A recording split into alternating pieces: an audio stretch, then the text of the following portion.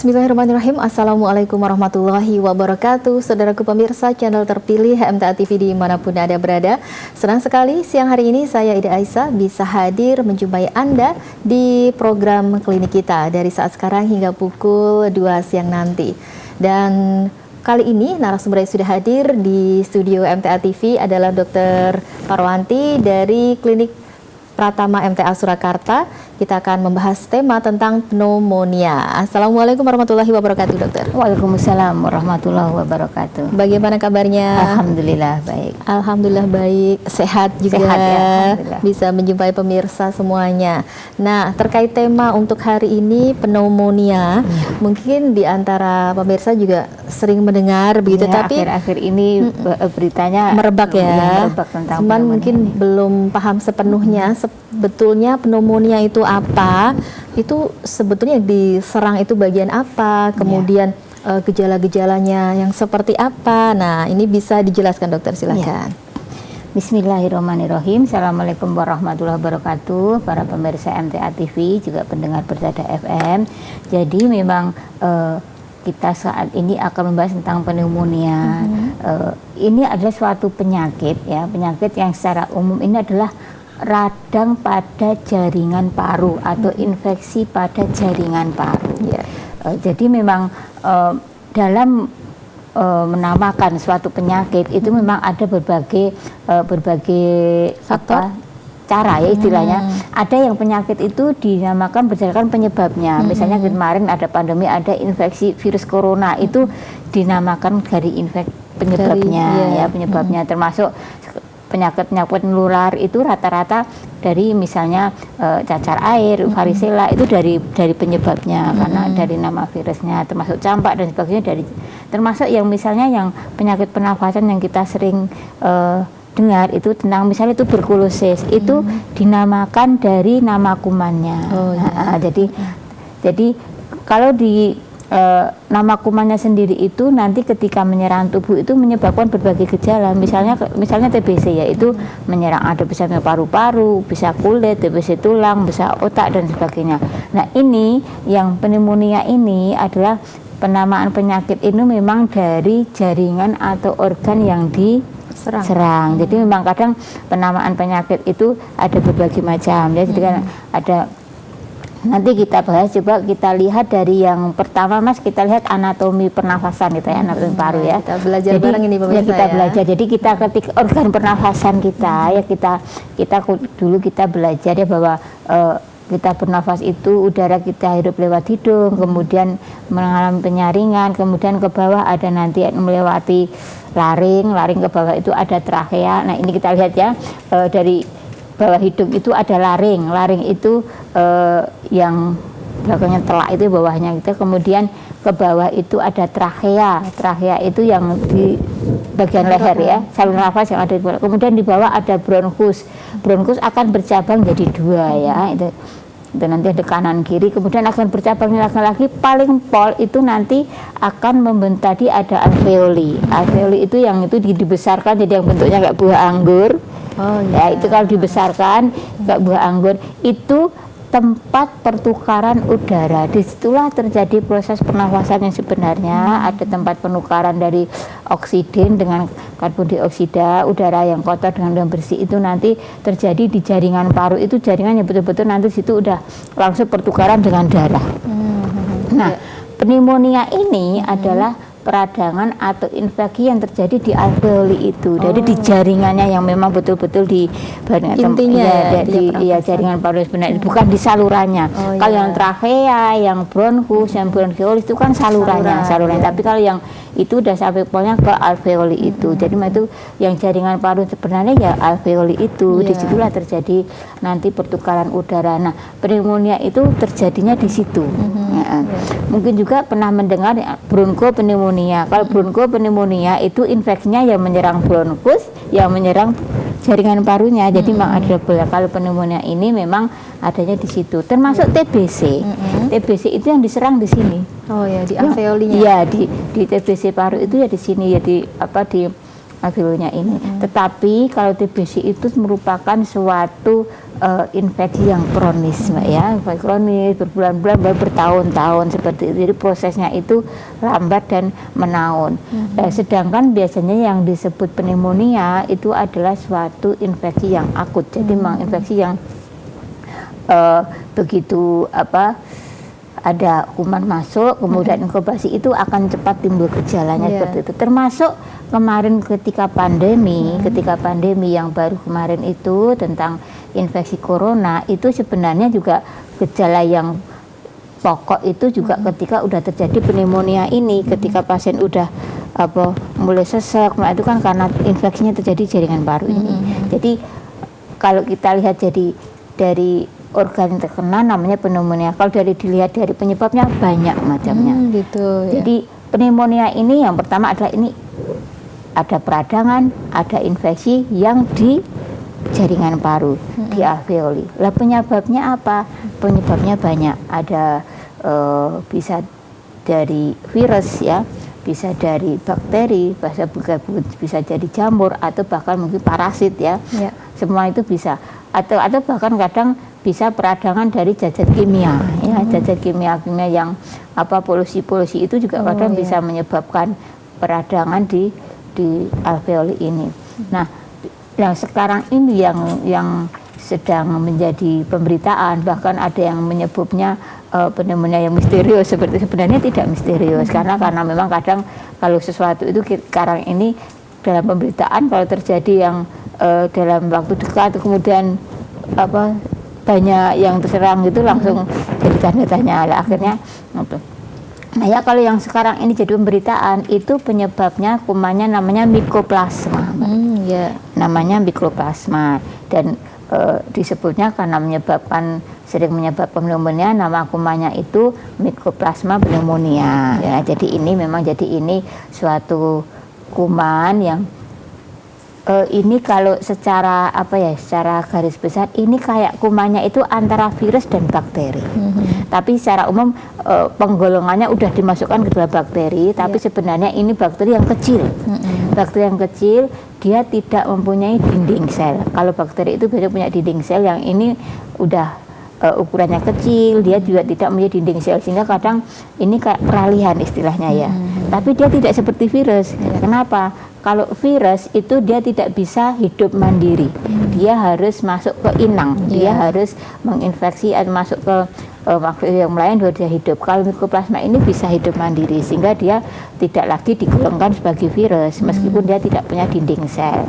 Dia masuknya masih udah ke bakteri, cuma memang ukurannya lebih kecil dibandingkan dengan bakteri pada umumnya.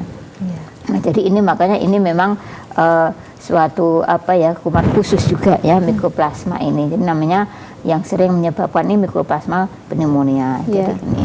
Baik, ini kemudian yang jadi pertanyaan gejala-gejalanya yang seperti apa dokter kalau seseorang mungkin dia merasakan apa atau mengalami yang bagaimana? Oh iya. Biar jadi, tahu kalau pneumonia. Karena ini memang pneumonia ini kan yang diserang kan adalah organ pernafasan, di mana itu ada jaringan yang tempat pertukaran oksigen ya. Jadi biasanya memang ini karena ini suatu infeksi, bisa juga gejala yang umum itu ada demam, kemudian ya ada batuk, kemudian karena ini infeksi ini biasanya Mbak, nanti coba untuk gambar yang kedua, gambar pneumonia ya. Nah ini jadi ini tadi yang setelah tadi benar yang setelah. Nah ini kita lihat, jadi di atas itu dianggap itu alveoli yang sehat ya Mbak ya. Alveoli sehat itu memang itu adalah kayak balon-balon gitu, balon-balon yang berlubang, kemudian itu tempat ada jaringan tipis, itu tempatnya pertukaran gas tadi. Nah kalau itu ada infeksi ya sama, ketika kulit itu ada infeksi biasanya ada sekret, ada cairan diproduksi. Itu cairan bisa produksinya bisa itu dalam kantong-kantongnya akan terisi cairan, bahkan bisa terisi nanah. Sehingga di situ kita bisa membayangkan kalau seharusnya itu tempat pertukaran udara yang itu udara bebas kemudian terisi cairan, itu akan menyebabkan yang sering sesak nafas. Sesak nafas juga. Nah ini juga tergantung daerah yang terserang. Kalau misalnya hanya daerah dari paru-paru sebagian saja mungkin kadang masih bisa terkompensasi dan yang baik, tapi kalau sampai luas ya itu kadang yang membahayakan, bahkan kadang bisa terjadi kematian kalau bisa jadi gagal nafas karena kalau semua alveoli terisi jaringan tadi itu. Ya. Itu ya, jadi yang mungkin ciri khusus yang membedakan dengan batuk demam yang biasanya tadi ada sesak nafasnya tadi, begitu. Dan sesak nafasnya beda dengan kita beberapa kali kita membahas tentang asma, kena asma atau penyakit PPOK yang obstruksi lain. Kalau penyakit ya asma itu yang bikin sesak itu memang saluran pernafasnya itu menyempit. Menyempit jadi sehingga itu tidak ada kuman penyakit sebetulnya ya. Biasanya paling sering kan karena alergi alergi sehingga ada suatu namanya hiperreaktivitas, ada suatu jaringan saluran pernafasan itu dari suatu reaksi ketika ada alergi masuk itu dia akan kontraksi dan memang juga ada lendir-lendir juga karena ternyata sekarang ini kalau namanya asma itu serangan asma tidak hanya saluran yang menyempit saja tapi juga ada sekret-sekret juga, tapi itu kelainannya di salurannya ya.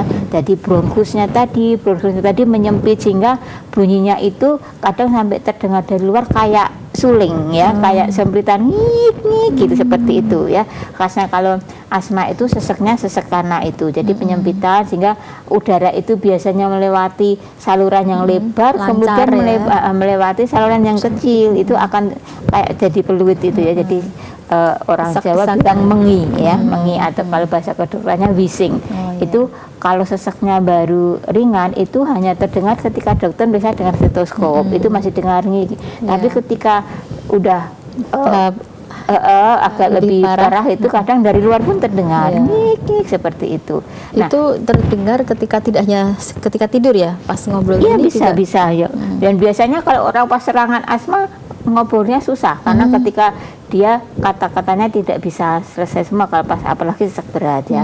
Tapi bedanya dengan pneumonia karena ini seseknya itu sesek yang memang ada cairan-cairan yang numpuk di tempat pertukarannya udara. Itu seseknya beda. Jadi itu kalau didengarkan stetoskop tidak mengi suaranya, tapi memang kayak ada suara-suara cairan ya, ada suara di situ, ada suara ronki, jadi bedanya.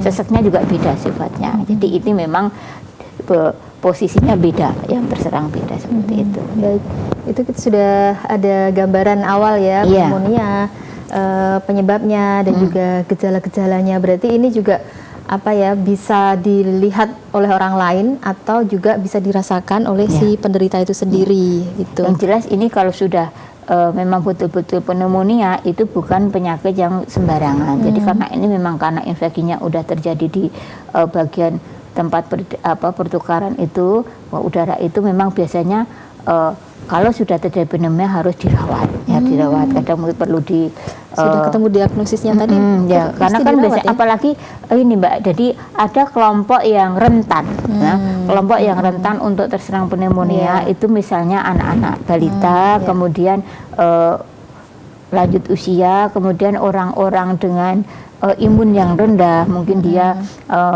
punya kelainan imunologinya rendah, kemudian mungkin dengan banyak terapi-terapi steroid sehingga menekan daya tahan tubuhnya, atau penderita-penderita kanker dengan kemoterapi itu akan lebih rentan kalau terserang penyakit pneumonia ini, sehingga memang perlu penanganan intensif. Jadi biasanya kalau udah terjadi sesak nafas itu harus dirawat, kemudian perlu di oksigen dengan terapi yang intensif.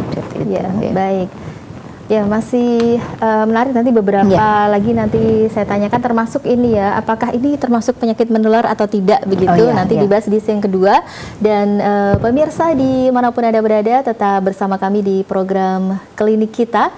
Kami akan segera kembali setelah beberapa informasi berikut ini.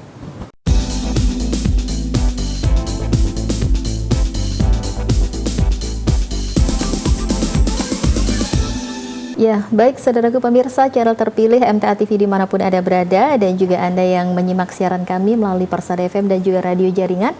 Kembali kita di program Klinik Kita tentang tema hari ini pneumonia, dan kita buka kesempatan untuk pemirsa yang ingin bertanya. Anda bisa menelpon ke 02716793000, SMS dan juga WhatsApp di 08112553000. Tapi sebelumnya Kembali saya ulang ya pertanyaan yang tadi sebelum kita jeda. Sebetulnya kalau pneumonia ini apakah juga termasuk penyakit menular ini, dokter? Ya, jadi beberapa saat yang lalu kita udah pernah bahas tentang infeksi. Jadi memang namanya penyakit karena kuman itu pada dasarnya bisa menular ya. Dan termasuk ini Mycoplasma pneumonia ini yang juga termasuk golongan dari bakteri, itu bisa ditularkan dari orang satu ke orang yang lain. Hanya memang kalau bakteri ini tidak seperti virus ya. Kayak kemarin COVID itu kan virus itu lebih kecil, lebih penularannya lebih cepat. Kalau bakteri itu juga bisa, tapi tidak secepat virus ya. Jadi memang tidak bisa langsung cepat kayak pandemi seperti itu. Kalau bakteri biasanya menular tapi lokal aja. Ini bisa menular seperti halnya penyakit batuk pilek yang lain, misalnya lewat batuk, lewat bersin, kemudian lewat darah juga bisa, misalnya ibu yang melahirkan bayinya gitu, atau lewat benda-benda yang kita pegang juga bisa. Jadi ini kalau kita lihat cara penularannya, maka bisa juga pencegahannya seperti dengan penyakit-penyakit pernafasan yang lain. Kita bisa pakai masker, kemudian kita pakai etika batuk ya, menjalankan etika batuk. Ketika batuk kita usahakan jangan ke udara bebas ya, kita bisa pakai tisu atau tadi udah aman pakai masker. Kalau tidak pas pakai masker, pakai di sini ya, pakai bagian dalam dari lengan kita.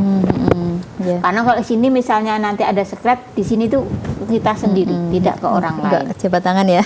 Dan juga ini. Rajin cuci tangan. Rajin cuci tangan kan tetap kembali lagi ya. Kembali. Karena memang ini tadi salah satu karena hand hygiene ini tetap berguna ya. Ini kan juga termasuk ajaran Islam juga menjaga kebersihan. Hand hygiene ini tetap berguna mencegah berbagai macam penyakit, termasuk penyakit diare, penyakit apapun ini berguna ya. Jadi kan ketika kita habis memegang sesuatu, benda ini banyak dipegang orang, apalagi benda orang sakit. Dan ini pneumonia ini banyak pada anak-anak. Anak-anak itu kadang yang kita tahu terkadang bersin, kadang ngulap gini, kemudian megang mainannya. Nah, ini benda-benda yang dipegang anak-anak ini kadang jadi sarana penularan, mungkin boneka, mungkin HP ya, mungkin ini pegangan di meja itu bisa jadi sarana penularan. Apalagi mungkin kalau masih kecil juga imunnya belum sebagus yang dewasa gitu. Baik, kita akan bacakan pertanyaan terlebih dahulu. Kali ini dari Abu Zia.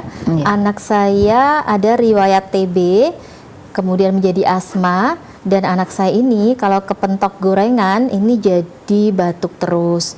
Dari dokter sudah dikasih obat hirup inhaler dan ini manjur. Kemudian kemarin obat itu masih tapi kedaluarsa karena jarang dipakai. Menggunakannya ini nunggu pas kepentok makanan atau pas batuk saja. Nah, ini pertanyaannya, kalau mau beli obatnya itu apakah harus konsultasi dokter terlebih dahulu atau bisa langsung? Jadi ini sebenarnya TBC sama asma itu penyakit yang berbeda. Tadi kita udah membahas TBC itu infeksi ya, artinya karena kuman ya, karena kuman Mycobacterium tuberculosis ya. Ini penyakit tapi yang biasanya juga menyerang jaringan paru dan ini menahun, jadi penyakit kronis, beda dari pneumonia tadi. Kemudian asma itu suatu penyakit karena proses alergi. Jadi memang ini belumnya TBC tadi. Jadi tadi kalau dilihat dari kalimat pertanyaannya kan kena TBC kemudian jadi asma, terus jadi asma itu bisa. Jadi itu suatu penyakit yang prosesnya berbeda. Jadi meskipun kebetulan ini ya punya faktor alergi terus terserang TBC ya. Jadi dua-duanya. Hanya kita juga boleh tahu bahwa kadang asma ini ada penyakit alergi yang biasanya itu ada faktor keturunan ya. Keturunan mungkin dari bapak, ibu atau kakek nenek ada faktor keturunan. Hanya ini kadang munculnya itu memang tidak mungkin tidak dari bayi, kadang ada baru beberapa tahun keluar, bahkan ada muncul dari dewasa juga bisa. Jadi ini memang kadang pemicunya sampai memunculkan itu umumnya beda-beda, tapi yang jelas ini adalah proses alergi yang bisa diturunkan, ada faktor keturunan. Sedangkan TBC itu karena infeksi, penularan juga. Nah, memang biasanya kalau yang TBC tetap pengobatan biasanya 6 bulan ya, pakai paket itu 6 bulan itu. Sedangkan untuk obat yang inhaler itu kan biasanya nanti obat yang untuk asmanya ya, untuk ketika mungkin ada serangan dari sesak nafasnya tadi. Jadi memang pengobatan asma itu tergantung dari derajat ringannya. Jadi berapa sering itu sering terjadi serangan. Mungkin ada yang tiap seminggu 2 kali serangan, hampir rutin itu nanti harus mungkin ada yang obat inhaler yang memang harus rutin diminum, dihirup. Jadi serangan apa enggak serangan itu harus dihirup. Biasanya itu ada juga di situ ada yang dari steroid juga ya, steroid inhaler, karena itu fungsinya untuk menekan dari alergi tadi. Ada juga yang obat inhaler itu hanya pas serangan tok, itu memang biasanya obat-obat yang bronchodilator, jadi memang dia fungsinya itu untuk mengembangkan tadi ya, dari penyempitan saluran nafas tadi. Nah biasanya obat-obat ini masuk obat-obat yang keras ya, jadi memang harus dibeli dengan resep dokter, jadi sebaiknya juga konsultasi dokter dulu. Baik, itu ya untuk Abu Jia yang ada di Solo. Semoga bisa memahami tadi ya, perbedaan antara TB, asma gitu. Dan yang jelas untuk karena ini asma ini ada faktor alergen ya, jadi ada pemicu. Pemicu itu biasanya macam-macam. Kadang tadi mentok gorengan, untuk gorengan, kemudian ada debu-debu yang di dalam rumah, kemudian apa itu cuaca dingin pun juga bisa. Kadang anak yang terlalu capek itu kadang juga memicu untuknya juga. Ini harus betul-betul dijaga lingkungan anak di rumah. Sebaiknya kalau anak-anak yang dengan asma itu diusahakan untuk tempat tidurnya jangan banyak barang. Jadi tempat tidurnya rumah debu ya. Kamarnya diusahakan ya seminimal mungkin barang, dan untuk tempat tidurnya jangan gunakan yang dari kapas tapi dari busa yang tidak menimbulkan debu gitu.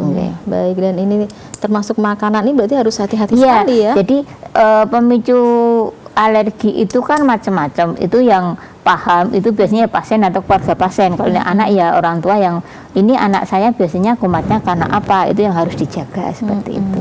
Ya mungkin ini karena masih anak-anak, mungkin dia main kemana gitu ya, tanpa pengawasan orang tua, jadi makan sembarangan gitu. Atau termasuk tadi, jadi asma sendiri tadi kan reaksi alergi, tapi pencetusnya salah satu yang sering itu batuk pilek biasa. Batuk pileknya bukan batuk pilek yang batuk pilek mungkin ya karena virus apa, tapi anak yang punya asma ketika terserang batuk pilek, asmanya akan mudah bangkit seperti itu. Jadi itu memang kadang asmanya asma tersendiri, dari ini baru tidur misalnya asmanya ya, baru pas tenang, tapi ketika anak ini terserang batuk pilek yang orang lain juga kena, orang lain batuk pilek cepat sembuh lah, anak asma nanti berlanjut biasanya, berlanjut dengan asmanya kambuh seperti itu. Baik, harus bersabar, harus telaten begitu ya berarti. Baik, pertanyaan berikutnya dari Bapak Adi yang ada di Sumatera Selatan. Ini pertanyaannya tentang penyakit menular ini dokter. Bagaimana dengan penyakit yang menular melalui sabun, sedangkan sabun itu sendiri sudah ada antiseptiknya? Begini, jadi kalau dari sabun berarti penyakit kulit kemungkinan ya. Jadi begini Bapak, jadi memang sekarang ini sebenarnya kalau untuk keperluan yang hand hygiene, keperluan untuk apa? Untuk kebersihan itu memang lebih dianjurkan itu sabun yang cair. Karena kalau sabun yang cair itu ya udah dipakai oleh seorang yang seorang itu toh. Kalau sabun batangan harusnya itu personal. Jadi tidak misalnya sabun batang tapi dipakai banyak orang. Itu tidak boleh ya. Jadi harus personal. Jadi untuk satu orang. Karena memang kuman itu macam-macam ya, tingkat kekebalan kuman itu macam-macam. Jadi kadang ada yang tidak, mungkin ada yang kebal dengan antiseptik biasa juga bisa ya. Sabun pun juga kadang tingkat antiseptiknya juga beda-beda sehingga itu menyebabkan. Tapi yang jelas untuk sabun batang itu memang sekarang sudah tidak dianjurkan, apalagi untuk fasilitas-fasilitas umum kok, di rumah sakit, di tempat umum kok cuci tangan itu pakai sabun tidak boleh ya, pokoknya pakai sabun cair yang memang dalam botol sehingga itu tidak dipakai terkontaminasi dan banyak orang. termasuk untuk ngelapnya juga tidak boleh pakai anduk, apa lap yang kain tidak boleh, yang dipakai banyak orang boleh, bolehnya tisu sekali pakai buang gitu. Ya. Baik, itu untuk Bapak Adi yang ada di Sumatera Selatan. Kita lanjutkan untuk membahas pneumonia tadi, dokter. Terakhir tadi dijawab bahwa ini memang penyakit menular begitu ya. Baik, kemudian mungkin untuk antisipasinya bagaimana supaya kita tidak terkena? Oh ya, yang jelas ini tadi memang salah satu kelompok rentan ya, satu kelompok rentan dari terserang pneumonia ini adalah anak-anak balita, anak-anak bayi. Nah ini untuk anak-anak bayi diusahakan semaksimalnya bisa mendapatkan ASI eksklusif, bahkan kemudian diusahakan sampai ya ASI itu ya sampai 2 tahun, karena memang ASI ini bisa mengembangkan imun untuk anak-anak ya. Kemudian juga anak-anak diusahakan mendapatkan imunisasi dasar lengkap ya. Karena imunisasi dasar itu yang kemarin yang kita banyak termasuk campak, termasuk difteri, termasuk pertusis, itu adalah penyakit-penyakit yang juga nanti bisa menyerang saluran pernafasan. Biasanya anak-anak itu yang tidak mendapatkan vaksinasi ketika itu ada biasanya terserang ya. Kemarin beberapa waktu yang lalu ada yang pasien dengan campak itu kalau ditanya tidak dapat imunisasi ya, dia memang tidak mendapatkan imunisasi dasar itu, sehingga memang termasuk kelompok rentan untuk mendapatkan ini, sehingga paling tidak anak ini akan kebal beberapa penyakit yang bisa menyerang paru-paru ya, termasuk pertusis itu kan juga bisa ya, saluran pernafasan ya.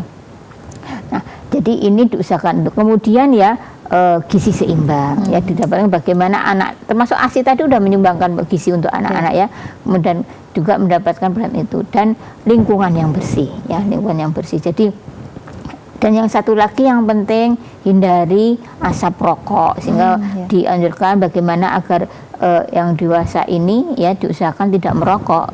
Kalau merokok jangan sampai dekat anak-anak, karena perokok pasif juga bisa menyebabkan gangguan untuk lingkungannya. Baik, ini apakah untuk dewasa ada juga yang kena tapi bisa juga. Hanya memang untuk orang dewasa kan biasanya kadang imunnya lebih kuat, lebih bagus, dan juga gejalanya tidak seberat seperti pada balita. Kecuali kalau dewasa dengan gangguan imun juga bisa ya. Seperti saya sampaikan, orang-orang dengan imunokompresi, orang-orang dengan terapi steroid jangka panjang, orang-orang dengan itu mungkin juga infeksi AIDS misalnya ya.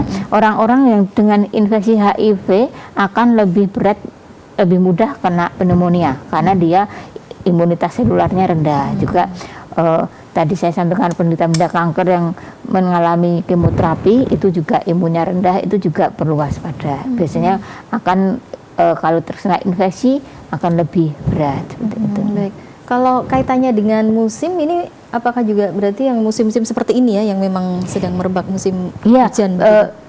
Ya musim-musim hujan, kalau di negara-negara 4 musim itu yang biasanya rawan pneumonia. Ini rawan-rawan infeksi ini musim-musim dingin ya. Atau ini mulai masuk musim dingin ini ya, Desember. Iya, November, Desember udah mau musim dingin. Termasuk biasanya kayak kemarin itu SARS, kemudian COVID itu munculnya musim dingin ya, Desember, kalau kan Desember 19 itu seperti itu.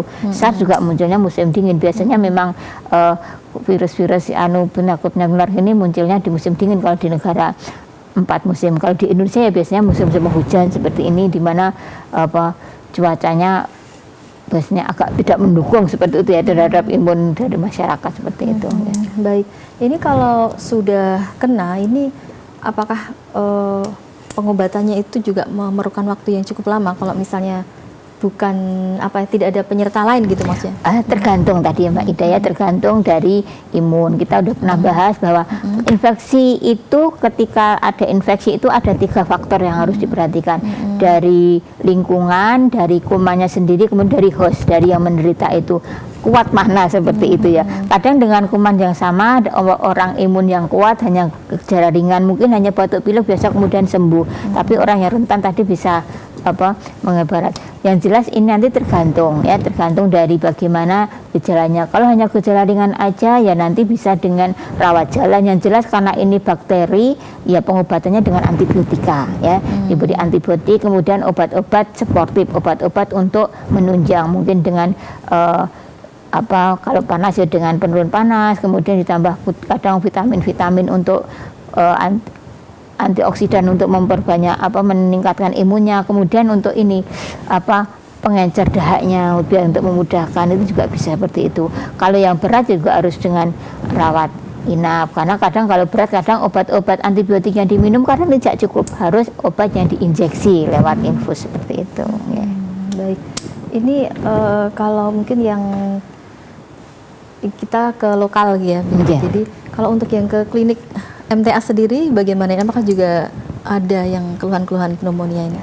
Biasanya ada anak kecil itu kalau misalnya, cuma kan kita hanya lihat dari gejala ya Mbak ya. Ketika ada anak kecil kemudian panas dengan sesek. Gambar yang ketiga terakhir Mas.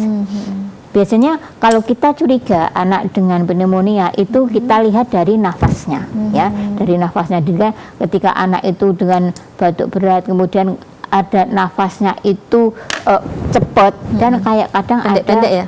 Kemudian kadang sampai nafas itu kayak ada tarikan di dadanya. Jadi itu kita curiga ada pneumonia, kita biasanya kita rujuk ke rumah sakit ya, dianjurkan untuk rawat inap di rumah sakit. Jadi ini yang jelas pneumonia pada balita, pada anak kecil itu yang nafasnya itu memang cepat, kemudian agak memang sesek nafas. Kalau didengarkan nanti ada suara tadi, memang kayak ada sekret, ada kotoran di jalan nafasnya seperti itu.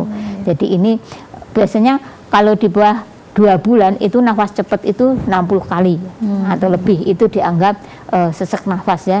Kalau 2 bulan sampai 1 tahun itu 50 kali. Kalau di atas 1 tahun sampai 5 tahun itu 40 kali. Frekuensi pernafasan itu yang kita anggap untuk nafasnya itu cepat dicurigai adanya pneumonia. Dan ini tadi memang biasanya juga disertai panas ya? Bisa panas kan, karena memang ini suatu infeksi biasanya digejalai panas itu. Jadi itu nanti untuk yang di rumah mungkin bisa dihitung itu ya, misalnya untuk secara kasar misalnya ada anak kok rewel, batuk, panas itu dilihat dari nafasnya itu dihitung dalam 1 menit. Kalau anak kecil tadi digantung usianya tadi, kalau di bawah setahun ya kalau udah nafasnya cepat banget di bawah 60 bawa aja segera ke rumah sakit itu. Kalau di bawah setahun tadi sesuai dengan kriteria tadi. Ya baik. Jadi memang lingkungan sekitar bisa menyadari ya kondisi si anak ini, termasuk tadi biasanya kan kalau orang tua sudah mulai ini ya aware gitu, panas gitu ya, anaknya rewel, segera dibawa ke balai pengobatan seperti itu. Baik dokter, silakan ini untuk hal yang perlu digarisbawahi dari obrolan kita untuk siang hari ini terkait pneumonia ini, silakan. Jadi pemirsa, jadi sebenarnya pneumonia ini jadi bukan penyakit yang baru ya, karena ini memang hampir tiap tahun ini ada baik di Indonesia maupun di dunia. Jadi ini senantiasa ada dan ini memang menyerang kelompok-kelompok rentan seperti saya disampaikan, terutama pada balita yang harus kita waspadai. Dan kalau terjadi suatu dari saat balita itu ada demam, ada batuk, kemudian frekuensi nafasnya cepat, itu harus segera dibawa ke fasilitas kesehatan. Kalau memang kita curiga betul-betul misalnya sesak nafas, anak sampai kadang mungkin biru, langsung aja banyak ke rumah sakit ya, agar bisa segera mendapatkan pertolongan. Kemudian untuk pencegahan atau untuk antisipasi, diusahakan semua anak tadi mendapatkan ASI ya, dapat ASI eksklusif, kemudian lanjut sampai 2 tahun dan jangan lupa mendapatkan imunisasi yang lengkap. Satu lagi dokter, kalau untuk dari gejala seperti ini, dari penyakit seperti ini untuk orang dewasa, apakah juga masih bisa melakukan aktivitas seperti biasa, seperti mungkin kayak olahraga yang seperti setiap harian gitu? Biasanya kalau memang udah pneumonia biasanya enggak. Kalau memang udah bagaimana? Kalau udah kena pneumonia itu kan memang udah terserak jaringan paru ya, biasanya memang tetap ada batuk, sesak tadi ya, diusahakan istirahat, bed rest memang untuk agar badan itu melakukan penyembuhan dada itu harus diistirahatkan. Sudah tidak boleh lagi aktivitas seperti itu. Apalagi ini kan ada gejala sesak. Sesak untuk olahraga tambah lagi sesak. ya. Kecuali kalau hanya batuk pilek biasa. Jadi memang mungkin ada infeksi mikroplasma tidak sampai bikin sesek. Ya. Tapi kalau udah namanya pneumonia itu udah terserang jaringan paru-parunya, biasanya tetap harus diistirahatkan. Baik, itu tadi makanya harus bed rest itu tadi ya, supaya bisa istirahatnya maksimal gitu. Baik, penting juga tadi untuk lingkungan sekitar, terutama ini ya, menghindari asap rokok dan juga mungkin tadi yang di awal disampaikan polusi udara itu. Dan juga tetap menjaga kebersihan, hand hygiene. Berarti untuk budaya pakai masker lanjutkan ya dokter ya? Iya, kalau musim-musim seperti ini lebih baik. Baik. Ya, terima kasih dokter untuk kehadirannya di Studio FTA TV. Sudah memberi pencerahan ini untuk pemirsa semuanya ya, supaya lebih peduli dengan kondisi lingkungan, kondisi kesehatan kita semua. Selamat melanjutkan aktivitas kembali. Assalamualaikum warahmatullahi wabarakatuh. Waalaikumsalam warahmatullahi wabarakatuh. Ya, baik saudaraku pemirsa channel terpilih MTA TV dimanapun Anda berada, sampai di sini perjumpaan kita di program klinik kita untuk siang hari ini. Terima kasih untuk kebersamaan Anda. Mohon maaf jika dalam penyampaian masih ada salah kata. Saya Ida Aisyah mohon diri. Wassalamualaikum warahmatullahi wabarakatuh.